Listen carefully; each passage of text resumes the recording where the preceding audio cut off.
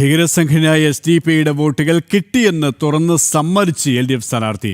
കോഴിക്കോട് ജില്ലയിലെ വേങ്ങര മണ്ഡലം LDF സ്ഥാനാർത്ഥി സബാഹ് കുണ്ടപുഴക്കലിൻ്റെതാണ് പ്രതികരണം.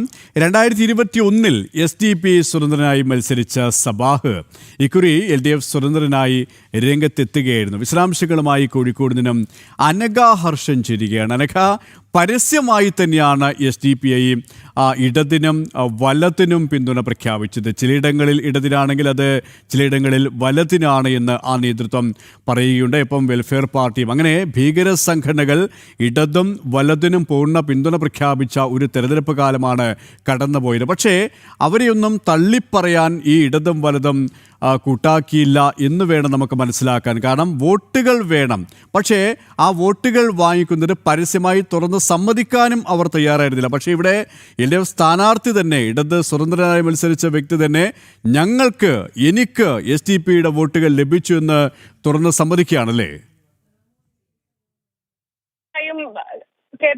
മലപ്പുറം വേങ്ങരയിലെ LDF സ്വതന്ത്ര സ്ഥാനാർത്ഥിയായി മത്സരിച്ചിട്ട് സംഭാങ്ങാണ് എന്ന് ഇത്തരത്തിലൊരു പ്രതികരണം നടത്തിയിരിക്കുന്നത്. അതായത് SDP വോട്ട് തനിക്ക് ലഭിച്ചിട്ടുണ്ട് എന്നാണ് പരസ്യമായി ഈ സ്ഥാനാർത്ഥി, LDFന്റെ സ്വതന്ത്രനായി മത്സരിച്ച സ്ഥാനാർത്ഥി പറയുന്നത്. 2021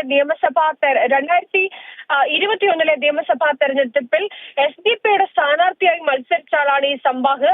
അതേ സ്ഥാനാർത്ഥി 2026 എത്തുമ്പോൾ ഇടത് സ്വതന്ത്രനായി മത്സരിക്കുന്ന സാഹചര്യമാണ് വേങ്ങരയിൽ കണ്ടത്.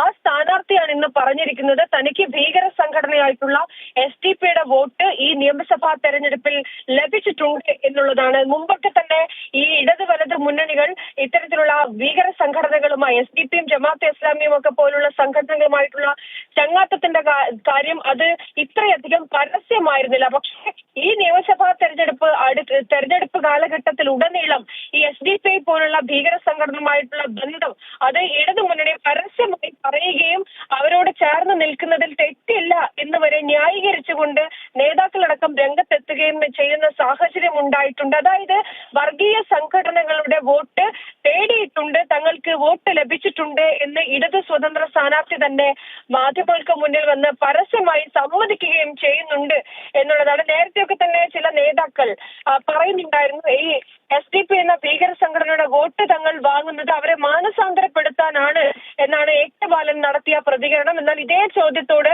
മുഖ്യമന്ത്രി വല്ലാത്ത അസഹിഷ്ണുത കാണിക്കുകയാണ് ഉണ്ടായിട്ടുള്ളത്. അങ്ങനെ SDP-യും CPM-ഉം തമ്മിൽ ഒരു ബാന്ധവമുണ്ട് എന്നുള്ള കാര്യങ്ങൾ നേരത്തെ തന്നെ പുറത്തു വന്നതാണ്. ഇപ്പോൾ ഏറ്റവും ഒടുവിൽ അവർ തങ്ങൾക്ക് വോട്ട് ചെയ്തിട്ടുണ്ട്, ആ വോട്ട് കിട്ടിയിട്ടുണ്ട് എന്ന് പറയുന്ന തരത്തിലേക്ക് LDF സ്ഥാനാർത്ഥികൾ മത്സരിച്ചവർ തന്നെ പോയിരിക്കുന്നു എന്നുള്ളതാണ്. അതായത് മതവർഗീയ സംഘടനകളുടെ വോട്ട് ഇടതു മുന്നണി വാങ്ങിയിട്ടുണ്ട്, അതേപോലെ തന്നെ UDF-ഉം ഇത്തരത്തിൽ വാങ്ങിയിട്ടുണ്ട് എന്നുള്ള കാര്യങ്ങളാണ് ഏറ്റവും ഒടുവിൽ പുറത്തു വരുന്നത്.